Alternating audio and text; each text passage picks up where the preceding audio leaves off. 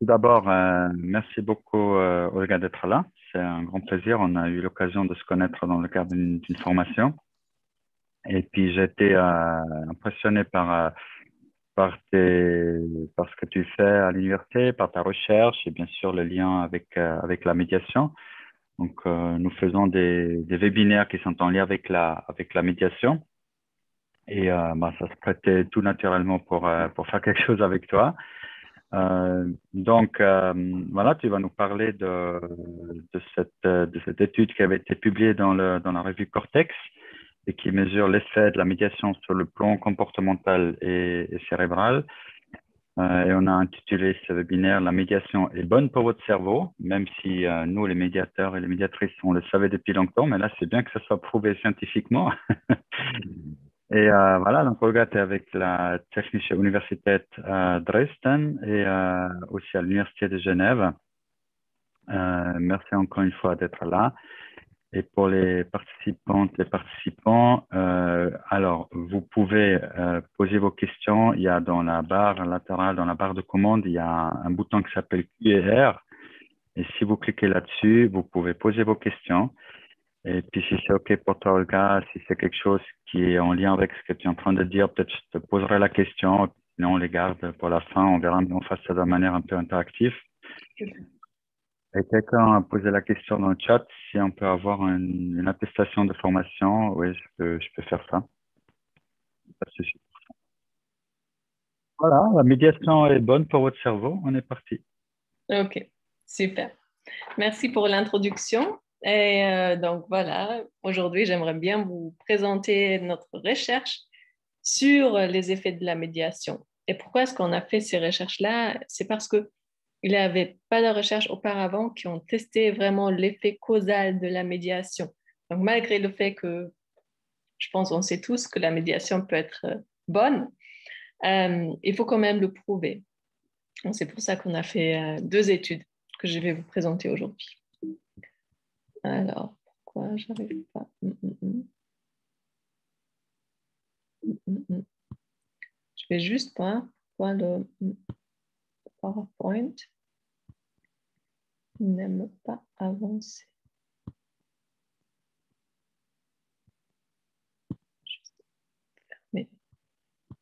Pendant que je rouvre mon PowerPoint, je peux déjà vous dire ce qu'on a au menu aujourd'hui. Et il y a, voilà. Et,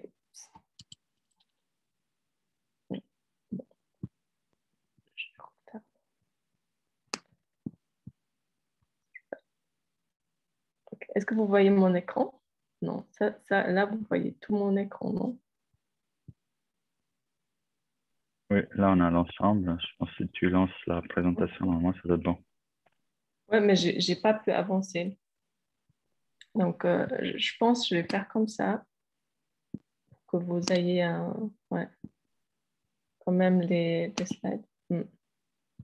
OK. Donc, ce que j'ai au menu aujourd'hui, c'est le conflit de couple, premièrement, et deuxièmement, l'application de ce contenu dans votre quotidien, parce que je trouve ça important de penser au transfert de ce qu'on trouve. Alors, avant de commencer avec la présentation de mes résultats scientifiques, j'aimerais bien que vous preniez un moment pour essayer d'identifier une situation où vous pourriez appliquer la recherche. Ça peut aussi changer pendant la présentation. Alors, juste essayer à penser à une ou peut-être plusieurs situations où vous pourriez appliquer les résultats de la recherche.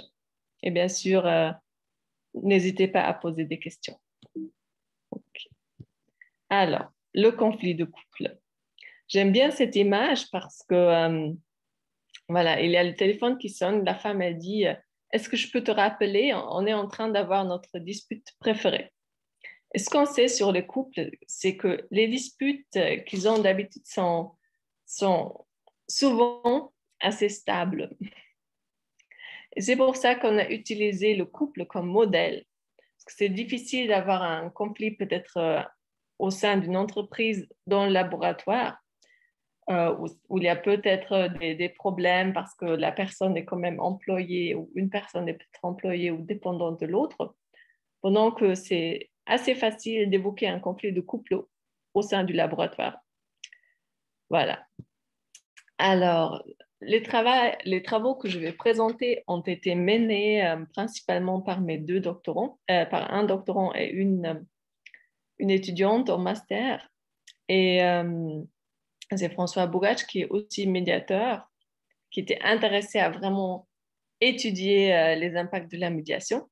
Et Halima Rafi, qui était étudiante en psychologie à l'époque, qui est maintenant doctorante dans un autre laboratoire, et qui était intéressée à mener des recherches sur la médiation aussi. Alors François, il a commencé avec une étude comportementale où on a testé si la médiation est bénéfique ou non. Et ensuite, Halima, elle a testé l'impact de la médiation sur le fonctionnement du cerveau. Alors, ce qu'on sait, c'est qu'en général, le taux de divorce augmente. Et si on regarde l'Union européenne, on a environ 1 million de divorces par année. C'est beaucoup. Et là, on voit un peu comment le taux de divorce augmente. Ce n'est pas nécessairement mauvais, mais je pense que ce qui est important avec des divorces, c'est qu'ils se passent bien. Donc là, les médiateurs, évidemment, peuvent aider énormément. Alors, on sait que il y a plusieurs choses qui aident à mieux gérer un conflit de couple ou qui sont détrimentales pour les relations en couple. Et une personne qui est vraiment connue mondialement pour ses recherches sur les couples, c'est John Gottman. Et lui et ses collègues, ils ont utilisé des disputes de couple pour leurs recherches pendant des décennies. Ils ont trouvé qu'une chose qui est vraiment importante en prédisant si un couple va se divorcer ou pas, c'est le taux des expressions émotionnelles positives vis-à-vis le taux d'expression émotionnelle négative pendant un conflit. Donc, plus les partenaires expriment des émotions positives par rapport aux émotions négatives, moins c'est probable qu'ils vont se divorcer plus tard, donc même dans 20 ans. Mais ce qu'on ne savait pas, c'est est-ce que la méditation peut avoir un impact bénéfique sur le conflit de couple qui est quand même assez bien étudié. Alors, quant à la représentation habituelle de l'amour, je vous ai préparé un slide ici. Alors, d'habitude, les chercheurs testent si ou quelles sont les zones cérébrales qui sont activées pendant qu'on pense à notre partenaire en couple.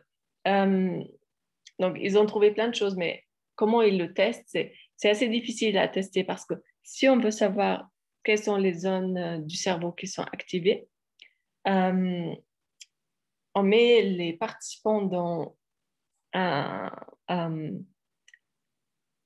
émanant, donc un grand émanant. Donc, c'est l'imagerie par résonance magnétique fonctionnelle où les gens sont allongés dans un tube, ils ne bougent pas, donc ils n'ont pas le droit de bouger plus de 3 mm, c'est vraiment, ils sont très serrés.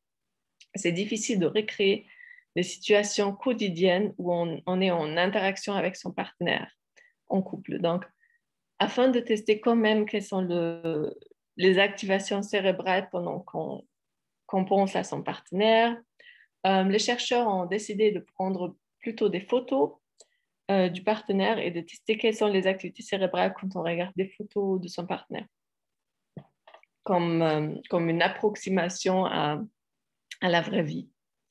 Alors, qu'est-ce qu'ils ont trouvé? Ils ont trouvé principalement 3 types d'activation. Donc, ce qu'on a mis ici en rouge, c'est le réseau d'interoception et des émotions et des partages des émotions. Donc, ce réseau-là, donc ça, c'est une image approximative d'un cerveau. Donc, imaginons que les yeux sont ici, ça c'est le front, ça c'est la haute de la tête et ça c'est un peu derrière de la tête. Ici, on a la nuque et le corps. Et donc, quand on parle de l'interoception, donc de ressentir son propre ressenti ou d'être conscient de son propre ressenti, une région qui est importante, c'est l'insula, une région qui représente un peu le propre ressenti ensemble avec le cortex somatosensoriel qui nous dit où on ressent quelque chose et qu'est-ce qu'on ressent. Donc, si je touche ma main gauche, le cortex somatosensoriel va me dire, voilà, il y a quelque chose qui touche ta main gauche. Et en même temps, il va me dire que ma main droite, elle est en train de toucher quelque chose. Donc, en plus, le système émotionnel, des régions qui sont importantes, c'est un système limbique qui est vraiment au milieu du cerveau. Donc, si on regarde d'ici le cerveau de l'extérieur, ici, ça représente une coupe par le milieu. Et on a le système limbique dedans, ce qui est un système très préservé. Donc, même dans des animaux assez simples, ils ont un système limbique qui est important pour les mouvements, mais aussi pour les émotions, etc. OK. En plus, les chercheurs ont trouvé en général que en regardant son partenaire avec lequel ou laquelle on est en couple, il y a aussi des activations du réseau mode par défaut. Donc, ce réseau-là, il consiste du cortex ventromédial et du précuneus. Ces deux régions sont souvent activées quand on ne fait rien. Donc, les chercheurs ont trouvé, après plusieurs années d'utiliser l'imagerie cérébrale, que ces deux régions sont presque toujours actives quand les personnes ne font rien. Donc, quand les personnes pensent à ses propres trucs. Et il y a aussi un réseau qui est activé, qui est important pour la compréhension des autres, qui consiste du cortex frontal latéral, ici, cortex temporal, ici, et du carrefour temporopariétal, ici. Et ce réseau, ces trois réseaux, ils sont co-activés avec le cortex visuel, bien sûr, parce qu'on regarde une image. Quand on regarde son partenaire avec lequel ou laquelle on est en couple. Okay. Donc, regarde, juste pour la compréhension, ça veut dire les personnes étaient dans cette machine, enfin dans le scanner, et puis après on leur a montré une image qui, elle était tout le temps là, ou c'était, c'est-à-dire ils avaient tout le temps l'image de partenaire devant eux, c'est Non, ça? non, on utilise des images. Donc ça, c'est la personne avec laquelle on est en couple par rapport à une personne, à une autre personne. D'accord. Donc on fait la soustraction. Okay. Il y a plusieurs tâches qui ont été faites où la personne avec laquelle on est en couple par rapport à une tâche mathématique, ou la personne avec laquelle on est en couple par rapport à faire rien. Donc il y a plusieurs études qui ont été faites, mais par rapport à quelque chose d'autre, toujours. Parce que sinon, c'est toujours tout le cerveau qui est activé si on ne fait pas un contraste. D'accord. Donc, pour nos études, on a eu 3 hypothèses principales. Une, c'était qu'un conflit va diminuer les activités cérébrales qui sont liées à l'amour. 2, c'est que la médiation va quand même aider à mieux gérer les conflits. Et 3, c'est que la médiation aura un impact sur la représentation neuronale du partenaire, peut-être préserver cette représentation d'une meilleure façon. OK. Comme méthode, on a pris dans nos 2 études 18 à 19 couples dans chaque groupe. Donc, un groupe, c'était le groupe contrôle. Ils ont eu une conversation directe, une dispute directe, où une 3e personne était présente. Donc, on a contrôlé la présence d'une tierce personne. Donc, même dans la conversation, comme d'habitude, il y avait l'expérimentateur qui était présent et qui a pu intervenir si la discussion est devenue trop grave ou trop conflictuelle, ce qui était le cas une fois, où le couple était vraiment au bord de rupture. Et on a eu aussi la même nombre de couples avec médiateurs, et on a eu 7 médiateurs qui ont fait les médiations pour nous en tant que bénévoles. Donc voilà comment ça s'était au laboratoire. Donc il y avait les couples et les médiateurs ou les médiatrices, et pendant 1 heure, ils ont eu leur discussion conflictuelle préférée.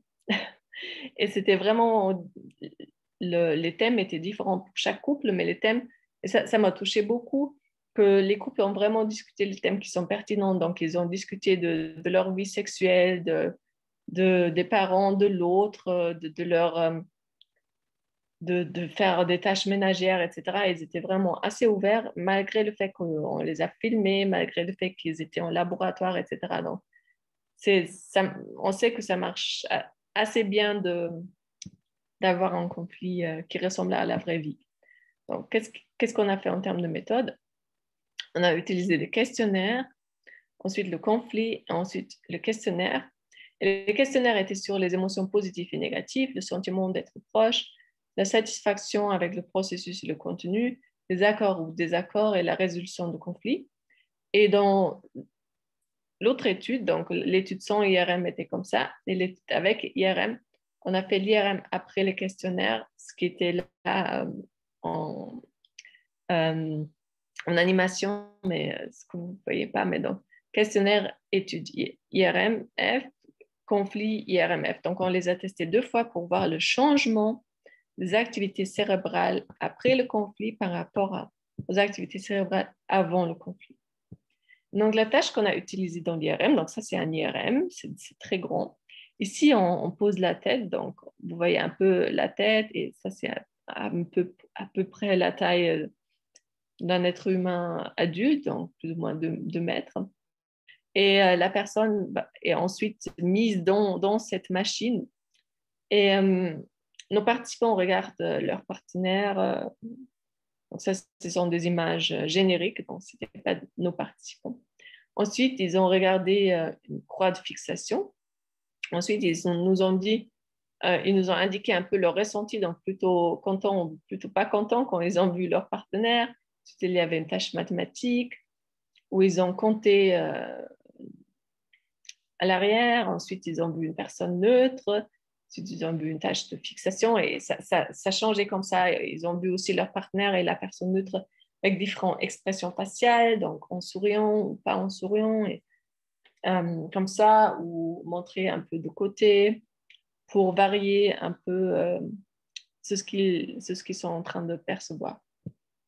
Alors, dans la première étude, ce qu'on a pu montrer, c'est qu'il y a des facteurs qui sont importants pour prédire des meilleures relations de couple. Et le premier facteur était la compétence émotionnelle. Et on a vu que la meilleure compétence émotionnelle était liée avec plus de qualité dans la relation de couple. Et compétence émotionnelle, en général, ça comprend la compréhension de soi-même et la motivation, l'empathie, la régulation de soi-même et le savoir-faire dans les relations sociales. Et deuxièmement, on a vu que la pleine conscience était liée à des comportements conflictuels plus actifs constructifs, comme la prise de recul, et plus passifs constructifs, comme la réponse tardive. Donc, prendre une petite pause avant de reprendre.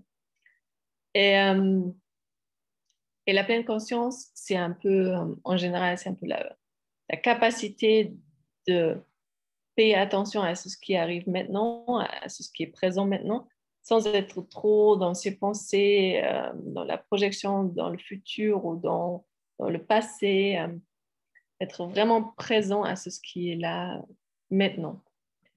Et c'est quand même assez prometteur, je trouve, parce que ce sont des capacités qu'on peut entraîner en général et qui peuvent servir à mieux gérer les conflits de couple et à améliorer les relations dans un couple.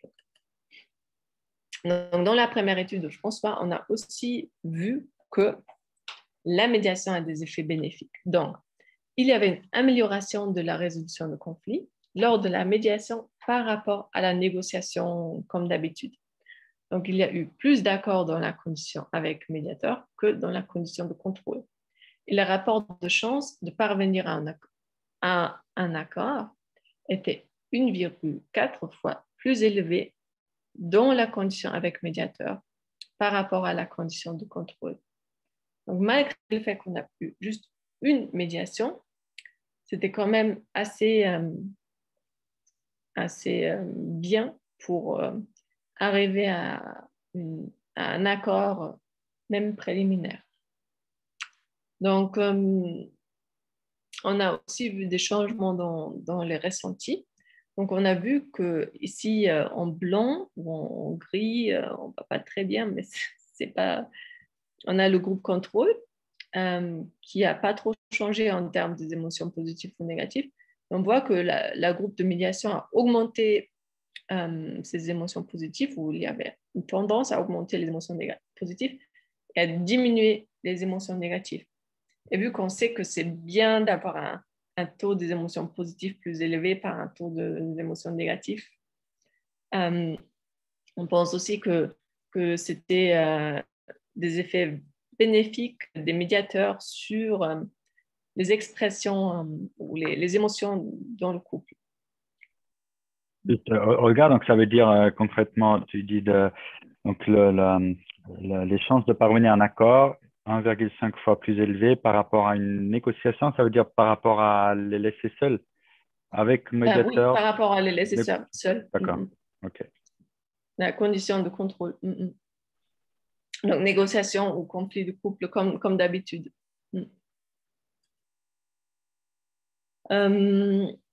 Voilà. Parce que ça dépend de la définition de la négociation, mais on peut dire que tout sujet où on n'est pas d'accord, où on a des intérêts différents, ça peut être une négociation. On a eu aussi un effet de la médiation sur la satisfaction. On a mesuré la satisfaction avec le contenu et la satisfaction avec le processus. Et ici, en gris, on a le groupe avec médiateur et avec des petits points, on a le groupe contrôle. Et on voit que le groupe avec médiateur était plus élevé dans leur satisfaction avec le contenu et aussi plus élevé dans leur satisfaction avec le processus. Donc ça, je trouve aussi assez prometteur que la médiation augmente la satisfaction. Donc ça, c'était dans la première étude. Et dans la deuxième étude que Halima a menée, on a aussi vu que la médiation est bénéfique. Et ça, c'est vraiment des effets causaux parce qu'on avait un groupe contrôle, parce qu'on a randomisé les participants en 2 groupes. Donc là, on voit de nouveau qu'il y a plus d'accords que de désaccords et que dans le groupe de médiation, il y a beaucoup plus que dans le groupe qui n'a pas eu de médiation. Et la taille, elle est à peu près comme dans l'étude avant, mais la graphique, elle est meilleure, je trouve. Et on voit de nouveau un effet bénéfique sur la satisfaction. Donc ici, la groupe avec médiation, elle est en jaune et la groupe sans médiation, elle est en rouge. Et on voit que voilà, la satisfaction, elle est plus haute que avec le contenu et le processus dans la groupe de médiation par rapport au groupe sans médiation. Voilà. Et on n'a pas vu de différence dans le niveau de désaccord qu'ils ont rapporté après la dispute. OK. Non, on passe au cerveau. Donc, en général, on a pris une approche qui était ciblée sur les régions d'intérêt. Donc, je vous ai montré au début un peu tout ce qui s'active en général dans cette méta-analyse sur les activités cérébrales lorsqu'on voit son partenaire amoureux. Mais nous, quand on a pris nos régions d'intérêt, on s'est focalisé sur un peu moins de régions et surtout sur des régions dans le système limbique, qui est vraiment important pour les émotions et qui est préservé aussi et présent dans les animaux. Et ces régions étaient le putamen, le nucleus accumbens, ou voilà, le noyau d'accumbens, et d'autres régions dans le ventral tegmental area, donc la région ventrale tegmentale. La région la plus importante sur laquelle on va se focaliser aujourd'hui, c'est le nucleus accumbens. Et cette région-là, le noyau d'accumbens, NACC, elle est importante pour les émotions positives et pour apprendre de nouvelles choses. Donc, cette région, elle est très activée quand on a de la récompense, donc quand on est en train de manger du chocolat, si on aime bien le chocolat, ou si on gagne de l'argent, ou si on est content avec ses amis, ou si on voit son partenaire romantique, cette région s'active, elle est aussi importante pour apprendre des nouvelles choses. Alors, en général, qu'est-ce qu'on a vu dans tout le cerveau quand les participants ont vu leur partenaire? On a vu des activités dans le cortex orbitofrontal, dans le cortex singulaire. Donc ici, on imagine que les yeux sont ici, et ça, c'est un peu représentation du cerveau, dans le putamen, dans le lobe temporal, cortex visuel et le précuneus. Donc on a ces trois régions, donc précuneus et cortex orbitofrontal, c'est le mode de défaut qui est activé toujours quand on a des pensées intérieures. Putamen, ça fait partie du réseau limbique. Et le cortex temporal fait partie du réseau prise de perspective, et le cortex occipital s'active quand on a des perceptions visuelles. On peut répliquer un peu ce qu'on trouve dans les méta-analyses, mais ce qui est important, c'est que ces activations diminuent après le conflit dans les deux groupes. Donc, il semble à nous que les conflits ont quand même diminué ces représentations d'amour, si on veut. Mais ce qui est intéressant, c'est que le groupe avec médiation, comparé au groupe sans médiation, a une tendance à une plus grande activation dans le nucleus accumbens pour le partenaire romantique qui sourit par rapport à l'inconnu qui sourit. Donc, comme j'avais dit, ce noyau d'accumbens, cette région, elle est vraiment importante pour la récompense, pour tout ce qui est ressenti positif et pour l'apprentissage. Et pour nous, c'est important parce qu'il semble que cette région, qui est importante vraiment pour les émotions positives, pour l'amour, il y a une tendance qu'elle est mieux préservée dans le groupe avec médiateur. Et c'est souvent aussi une question de taille de l'échantillon. Donc, on imagine que si on aurait eu plus de participants, cette activation aurait été plus forte encore.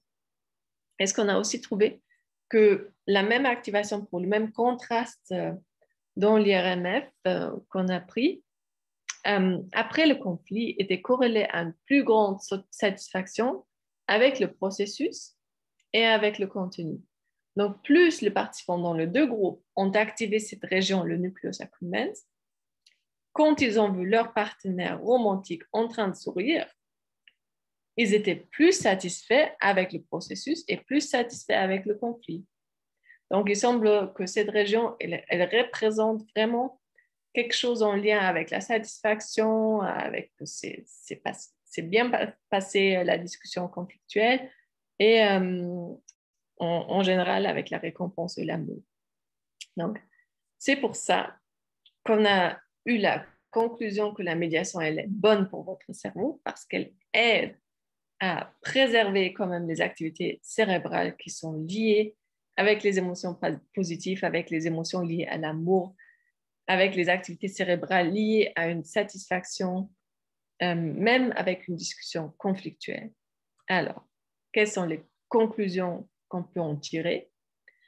Premièrement, on peut dire qu'un conflit, ça diminue les activités cérébrales liées à l'amour, ce qui est dommage.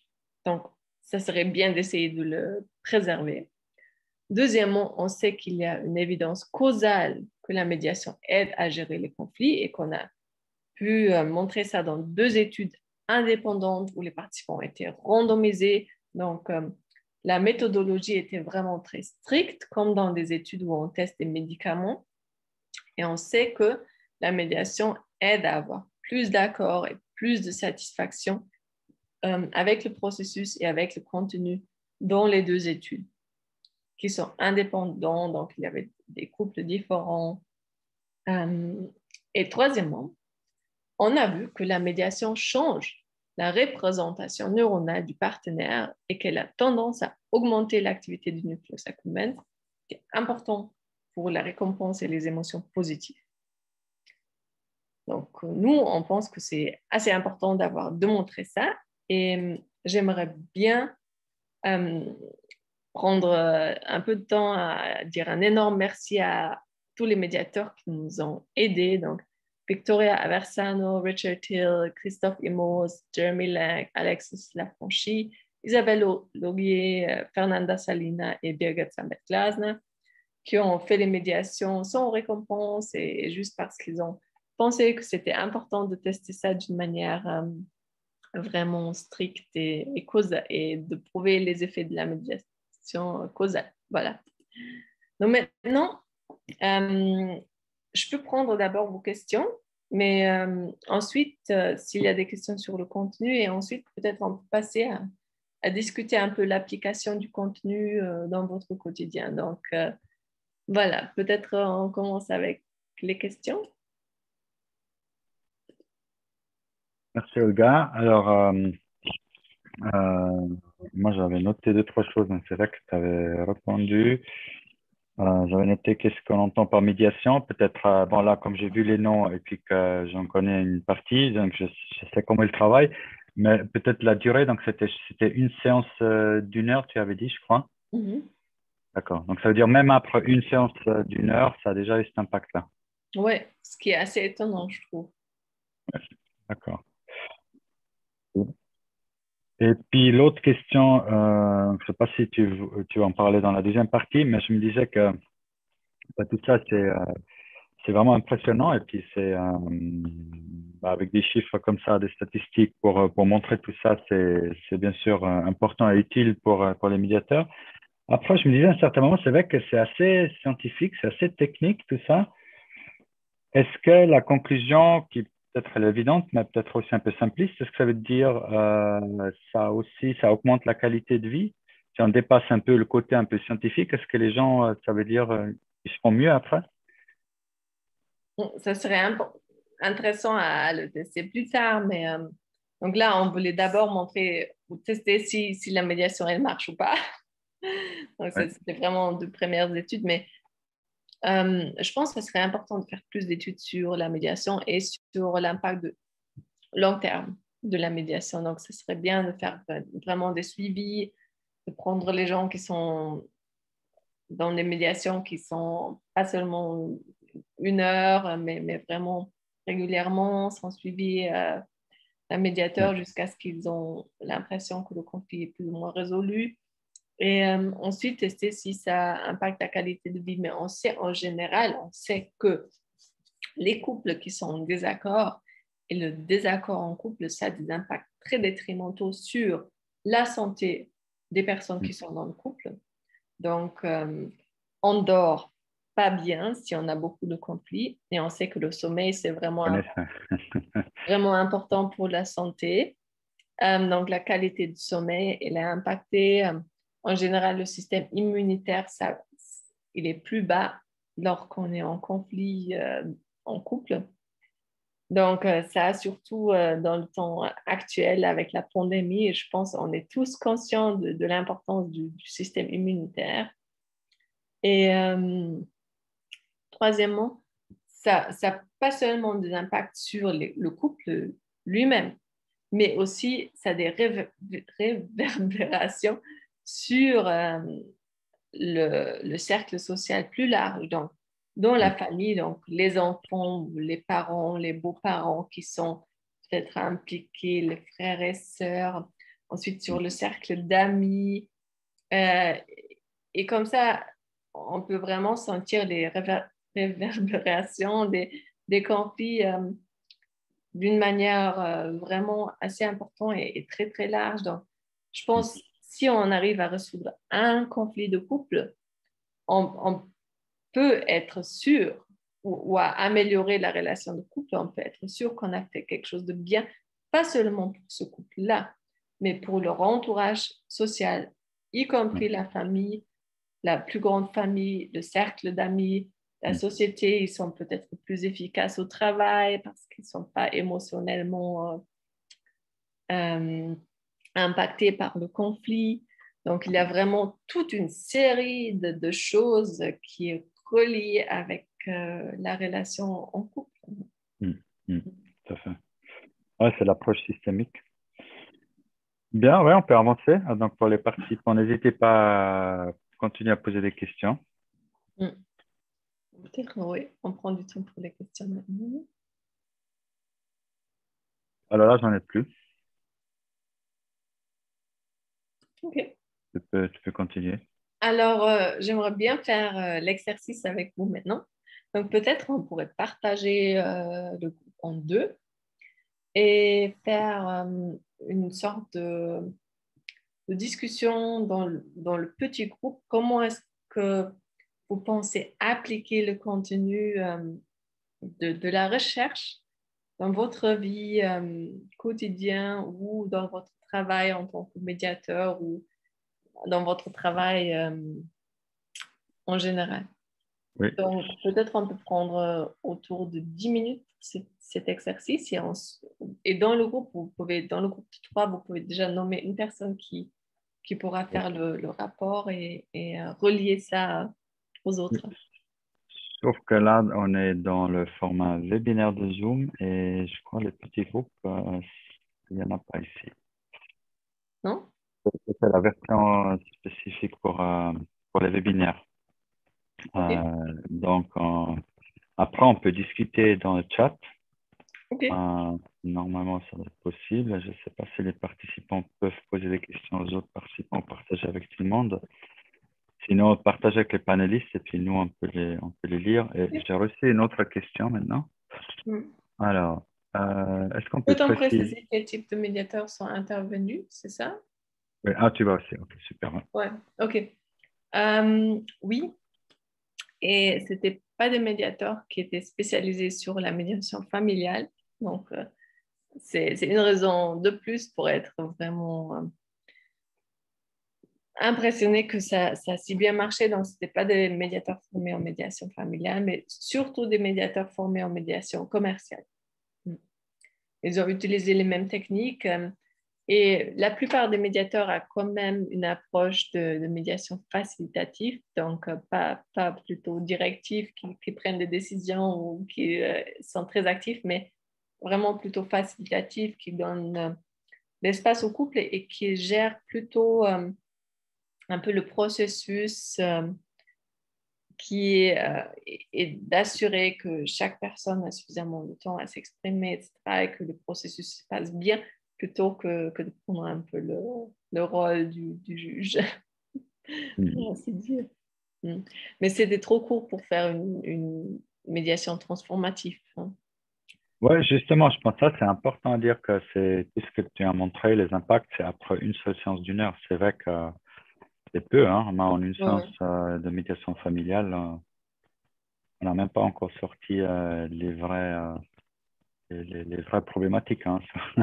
Non, non, Ça commence souvent en deuxième, troisième séance que ça chauffe, mais ouais. Ouais, ouais, ouais, ouais. c'est impressionnant. Ouais, donc ce serait important de tester ça ouais, sur une plus longue durée.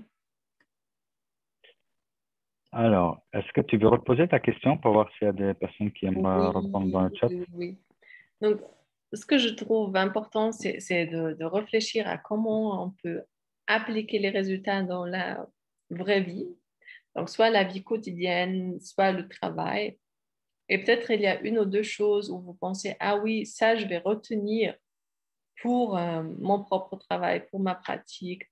Il y a des choses que vous pouvez implémenter ou changer ou adapter. Et je pense, vu qu'on a de l'expertise commune et potentiellement complémentaire dans ce webinaire, je trouve ça toujours enrichissant de faire ce genre de partage. Alors, n'hésitez pas à partager dans la discussion. Il y a en bas, il y a un petit bouton qui s'appelle discussion. Vous cliquez là-dessus. Après, vous avez un petit champ qui s'ouvre où vous pouvez taper votre message. Discussion oui, ou question Q&A. Moi, j'ai Ou Q&A. dans les questions. Ouais, vous pouvez aussi mettre dans les questions. Ouais, ouais. Ou le chat, oui. Il y a plusieurs options. Donc, moi, c'est le sourire qui m'a, qui m'a parlé. Ouais, bah, on peut dire de façon un peu simpliste dans la vie, il faut sourire aux autres, hein, ça. Dans la médiation, je réfléchis à que ça pourrait avoir comme apprentissage pour la médiation? Mm. Donc, il y a plusieurs choses auxquelles moi j'ai pensé, mais aussi me donner un peu de feedback. Donc, une chose que je me suis dit, ça serait peut-être aussi bien pour mieux vendre la médiation aux personnes, aux clients. Donc, à dire, voilà, on Ah, sait qu'en général, la médiation, on peut avoir des effets bénéfiques, surtout pour les clients qui hésitent un peu, qui ne sont pas sûrs. Ça peut être un point de vendage. Voilà. Je peux dire plus, mais de dire, voilà, ça augmente vraiment la probabilité de trouver un accord. Ça a aussi des effets bénéfiques sur votre cerveau. Ça augmente des émotions positives en général. Donc, d'utiliser ça vraiment pour informer les participants au début que ça peut être bien, ça vaut la peine d'essayer. Et bien sûr, ils peuvent s'arrêter à tout moment, mais juste d'avoir peut-être un peu plus de base scientifique. Voilà. Pourquoi, il y avait une autre question, pourquoi avez-vous choisi des médiateurs commerciaux pour l'expérience?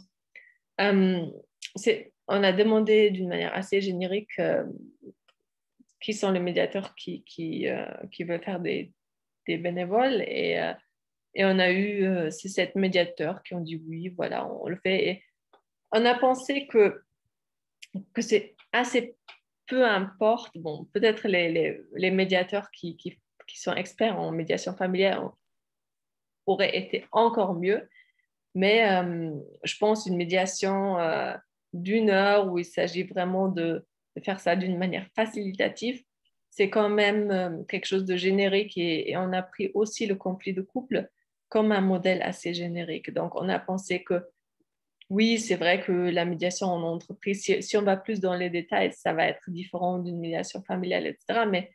Mais les processus génériques de créer un espace qui est plutôt calme, où les gens ont l'impression qu'ils peuvent s'exprimer, qu'ils ont quelqu'un qui les écoute, euh, ça, c'est assez générique quand même. Donc voilà, c'est pour ça. Il y a plus de commentaires. Il serait intéressant d'éditer un dessin explicatif à présenter aux médis pendant la médiation pour qu'ils prennent conscience des effets scientifiques et bénéfiques de la médiation et du travail qu'ils sont en train de faire. Oui, oui. Comme il y a d'autres dessins explicatifs avec l'échelle de Glasel, etc. Oui, peut-être on Il y pourrait. a, il y a, il y a eu des articles de presse, si jamais, sur l'étude C'est que vrai. je pourrais peut-être partager si je Mhm. le retrouve. Mais j'ai vu en tout cas dans les 24 heures. Je vais retrouver ça, puis je peux envoyer aux participants après. Ok, donc je ne savais même pas qu'il y avait ça dans le 24 heures, Ah, t'as passé. mais je Ah oui. pense dans comment ça s'appelle, le dimanche matin, c'est ça, à Oui. Genève. On a eu un article assez grand sur 2 grandes pages Ah, aussi, donc, ouais, ouais. Donc il y avait un autre commentaire, je confirme que l'approche positive et le fait de soulever que la médiation donne accès à une solution positive est un bon argument pour convaincre les clients. Oui, merci en tout cas les résultats de votre expérience sont très parlants. Et je pense aussi qu'il y a d'autres manières dans lesquelles on pourrait appliquer ce résultat. Donc, on a eu ce premier résultat qui montre que l'intelligence émotionnelle ou la compétence émotionnelle, donc le questionnaire qu'on a utilisé, c'était vraiment sur les compétences émotionnelles, mais ça rapproche l'intelligence émotionnelle. On sait que c'était cette compétence émotionnelle et aussi la pleine conscience, ces 2 aspects étaient reliés à des meilleures relations en couple ou à des meilleurs comportements pendant le conflit. Et ça, je pense, c'est aussi quelque chose qu'on peut utiliser en travaillant avec les couples. Donc, d'intégrer soit des petits exercices de pleine conscience ou de suggérer que peut-être on pourrait pratiquer la pleine conscience ou euh, d'infuser implicitement de petits exercices qui entraînent les compétences émotionnelles, donc la régulation de soi-même ou l'empathie, il y a des exercices d'empathie qu'on sait qui marchent très bien. Donc, de demander est-ce que vous étiez jamais dans une situation pareille, etc. Donc, vraiment utiliser des techniques assez fines pour essayer de renforcer ces compétences chez les clients, dans les parties qui sont en train de se disputer, afin de promouvoir leur propre capacité à mieux gérer les conflits, même à la maison.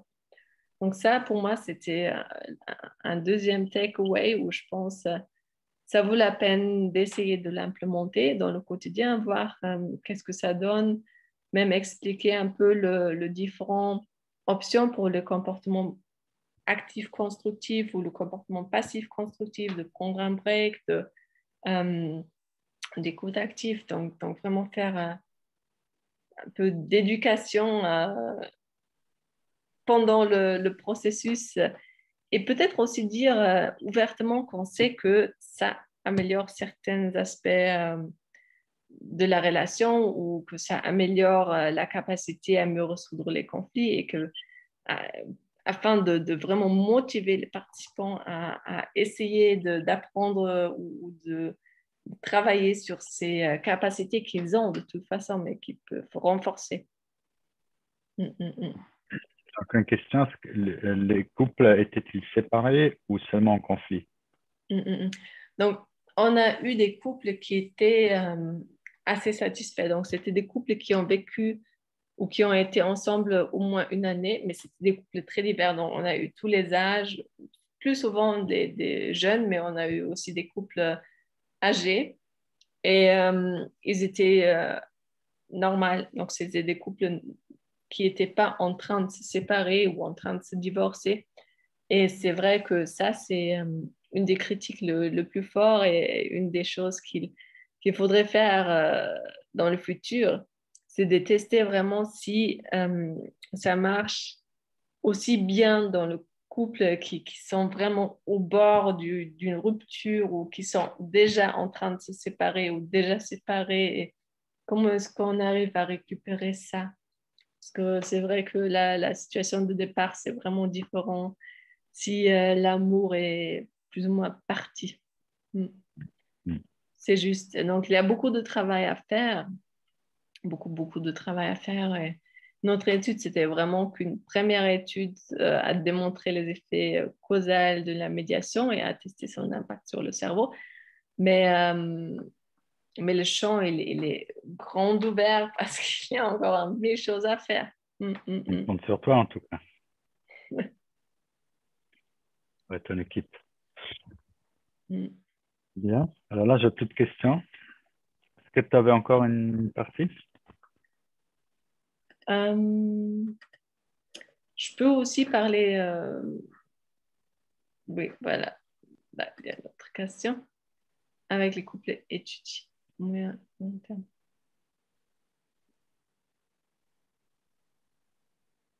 Oui, ça sera bien. Donc, on est en train de préparer une étude au Brésil où on veut tester, donc, dans cette étude qu'on est en train de préparer, le focus va être encore différent de tout ce qu'on a discuté. Donc, là, on veut tester si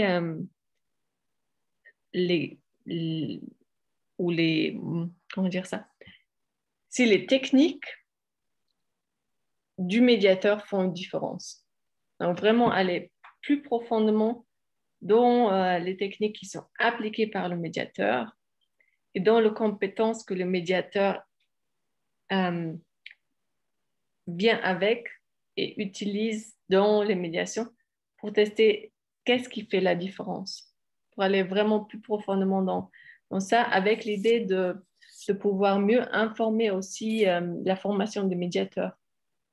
Donc, savoir quelles sont les compétences clés qu'il faut renforcer spécifiquement afin de mieux résoudre le conflit, tout en sachant que voilà, ça va être une étude, mais on vise quand même à avoir une étude assez grande. Et là, on a aussi planifié à utiliser un suivi à plus long terme, malgré le fait qu'on va utiliser juste une médiation. Donc, oui.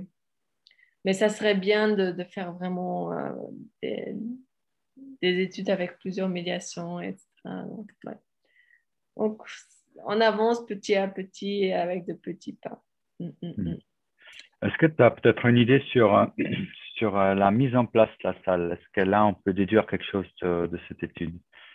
Tu vois, comment positionner les personnes? Tu vois, il y a souvent discussion, est-ce qu'on met table, pas de table, comment on positionne les personnes? Et puis, il y a des pratiques plus ou moins qui prédominent, mais est-ce qu'avec ton étude, il y a des conclusions par Dans rapport à notre ça? étude, on était assez... il y avait beaucoup de contraintes. Vu qu'on a Ouais, fait ces études au laboratoire, où on a utilisé les caméras. Dans l'étude de François, on a même mesuré euh, l'activité cardiaque, on a ouais, mesuré respiration, donc on a dû faire tout ça en laboratoire. Et donc, c'était quand même un environnement très artificiel et je ne recommanderais pas utiliser ce genre d'environnement pour l'immédiation parce que c'est quand même pas très beau, pas très familial, mais en plus avec les caméras, donc posées ou visées sur chaque personne, donc on a filmé vraiment, on a mis les personnes vraiment pour avoir le meilleur couvrage de chaque personne sans avoir une autre personne dans ce film-là. Donc on a eu une caméra en face de la femme, une caméra en face de l'homme, une caméra en face du médiateur. Donc, c'était vraiment super artificiel hein, et super laboratoire, le contexte. Mais voilà, je pense on est tous conscients qu'on peut avoir un lieu peut-être qui est chaleureux, accueillant, qui ressemble un peu à, qui induit un peu une atmosphère calme, une atmosphère où on a envie de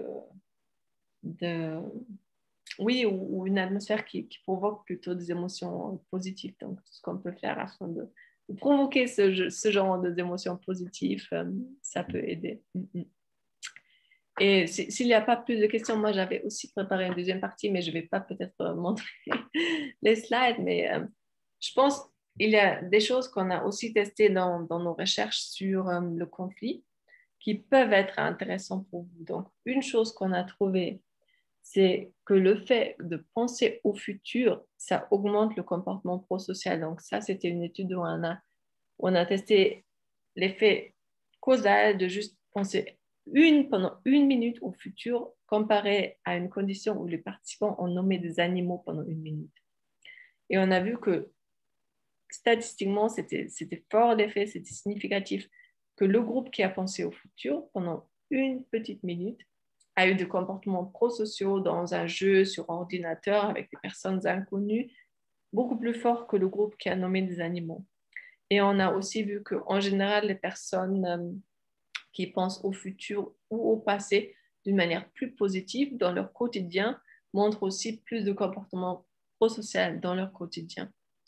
Donc, cette étude, pour moi, ça montre deux choses. Donc, une chose, c'est que ça vaut la peine d'utiliser la pensée au futur, mais vous le faites de toute façon, mais ça renforce vraiment que c'est une technique qui marche bien parce qu'on a utilisé cette technique depuis des années, mais on ne savait pas l'effet. Et de renforcer ces notions de regarder les choses positives. Donc, si les participants voient des désavantages, on peut essayer de vraiment voir ou poser la question, mais est-ce que vous voyez aussi des avantages vis-à-vis de cette situation et qu'est-ce qui pourrait être le point fort et essayer de gentiment mener l'attention des participants sur ces aspects positifs, penser à un futur, essayer de créer ensemble un futur positif pour tout le monde, même en pensant aux petits-enfants, etc. Donc, même dans cette perspective un peu plus long terme. Donc ça, c'est une chose que j'ai trouvé pertinent. Une autre chose, c'est que le stress, c'est vraiment pas très bien, c'est nocif. On a montré dans une étude aussi causale où on a, d'une manière randomisée, euh, on a eu une partie des participants qui ont été stressés par une tâche dans le laboratoire. Donc, ils ont dû mettre la main dans l'eau froide et ils ont été filmés et il y avait un expérimentateur qui les a regardés d'une manière vraiment pas sympa. Et on leur a dit qu'ils vont être jugés sur la manière d'avoir leurs mains dans l'eau froide, etc. plus tard. Et un autre groupe qui a mis la main dans l'eau tiède sans être filmé, sans expérimentateur qui les a regardés d'une manière assez fierce. Et ensuite, ils ont aussi joué à un jeu sur l'ordinateur qui a mesuré cette fois-là pas le comportement prosocial, mais plutôt le comportement de punition. Donc, ils étaient provoqués avant et on a testé s'ils vont être plutôt en mode de revanche ou pas. Et on a vu que les participants stressés, ils ont augmenté leur comportement agressif ou leur comportement de revanche. Et on a aussi vu que plus l'induction de stress a augmenté le taux de cortisol, ce qu'on a aussi mesuré, dans ce groupe stressé, plus les participants ont montré des comportements agressifs vis-à-vis d'une personne qu'ils ne connaissent pas. Donc, ça aussi pour dire que toute mesure qui peut être mise en place afin de réduire le stress, c'est super utile afin de réduire le comportement de revanche, le comportement agressif vis-à-vis d'autres personnes. Donc, créer un environnement calme, accueillant, chaleureux, etc., ça peut aider largement. Et peut-être comme troisième message de nos études, c'est ce qu'on trouve, c'est que pas seulement la médiation, mais aussi la méditation, ça peut marcher. Donc, on a fait 2 études, une avec une personne difficile, donc ça a pu être au travail, ou dans le voisinage, ou des anciens copains, ou dans la famille, n'importe. Et l'autre étude, on a fait en Israël avec les Israéliens vis-à-vis les Palestiniens. Et on a vu que dans les 2 études, 5 semaines d'entraînement à la méditation aident à promouvoir le sentiment d'être proche, soit à la personne difficile, soit à la personne palestinienne qu'on n'aime pas trop, si on est israélien. Et ça a aussi aidé à diminuer la joie malicieuse vis-à-vis la personne difficile dans l'expérience qu'on a fait en Suisse. Donc ça pour dire que aussi renforcer la pleine conscience, renforcer les capacités d'être dans le moment présent, d'être bienveillant, tout ça, ça vaut aussi la peine. Donc ça vous donne un peu un aperçu de ce qu'on fait, c'est ce qu'on essaie à tester au laboratoire. Voilà. Je pense qu'on est arrivé presque à la fin de ce webinaire. Donc, peut-être je vous donne l'occasion de poser une dernière question ou un dernier commentaire. Oui, je peux envoyer le PowerPoint à toi, Pascal, et ensuite tu peux le partager. Partage, oui. Mm. Bien. Alors, c'est encore une question. En tout cas, je trouvais fort intéressant. Et tu l'as dit justement, c'est un argument évidemment en faveur de la médiation avec tous les résultats. Et puis au-delà de l'aspect, on dirait un peu marketing, ce que tu as dit aussi à la fin, que de la réduction du stress qui peut se faire aussi par l'accueil, par la mise en place, par peut-être on ne va pas trop brusquer les gens et puis commencer tout de suite signer le consentement, mais prendre, je ne sais pas, rien que peut-être 2-3 minutes pour bien arriver et se poser. Les aspects de méditation de pleine conscience, ça peut-être réfléchir à intégrer ça dans nos processus, si certains ne le font pas déjà. Puis la question par rapport au futur, ça c'est vrai, hein, c'est la fameuse question miracle qu'on utilise souvent, en tout cas en coaching, en médiation aussi. En médiation, c'est parfois un peu risqué si les gens ils sont dans une dynamique plutôt négative, ça peut les amener vers quelque chose qu'ils pensent même le futur négatif. Donc là, je ne sais pas. Éventuellement, tu as encore quelque chose à dire par rapport à ça. Mais sinon, c'est clair que si on arrive à poser ça dans un bon moment, ça, je fais des très bonnes expériences avec cette question par rapport au futur. Il y avait une autre question que j'aimerais bien, à laquelle j'aimerais bien répondre. C'est comment les médiateurs peuvent les aider à renforcer la pleine conscience. Donc, il y a 3 manières. il y a 3 manières à implémenter la pleine conscience ou la pratique de la méditation dans la médiation. Premièrement, c'est d'avoir une propre pratique de la méditation parce que ça peut aider à mieux gérer ses propres émotions, mieux gérer les émotions des autres. Donc, ça augmente un peu les capacités émotionnelles et ça entraîne aussi l'attention. Donc, on arrive peut-être plus rapidement à percevoir des choses. Et ça, troisièmement, ça apprend aussi à mieux gérer le stress qui est peut-être causé par les parties. Parce qu'on sait que la méditation, ça aide à mieux gérer comment on se relie avec les situations super stressantes.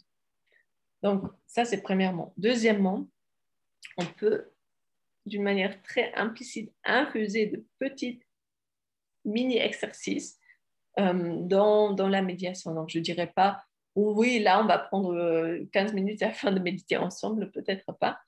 Mais vous pouvez faire des petites annonces comme quoi, voilà, là, peut-être qu'on va prendre un petit moment afin de laisser, de voir quel était l'impact de ce qui était dit, ou introduire de petites pauses, ou introduire des questions, mais vous, comment est-ce que vous ressentez ça dans votre corps? Quelles sont les pensées que ça évoque chez vous? Donc, utilisez les techniques qui sont utilisées dans la méditation, sans le nommer comme ça.